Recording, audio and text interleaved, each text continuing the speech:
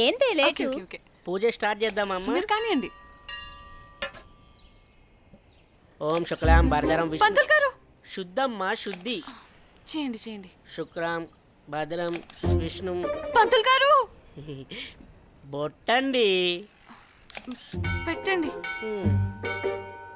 ఏమైందే? 1,00,000 సార్లు అడిగితే 1000 కండిషన్లు పెట్టి కొనిచ్చాడే మా డాడీ. దీనికి కానీ ఏమైనా అయితే అంతే. అబ్బా నువ్వేం పర్షన్ కాకే.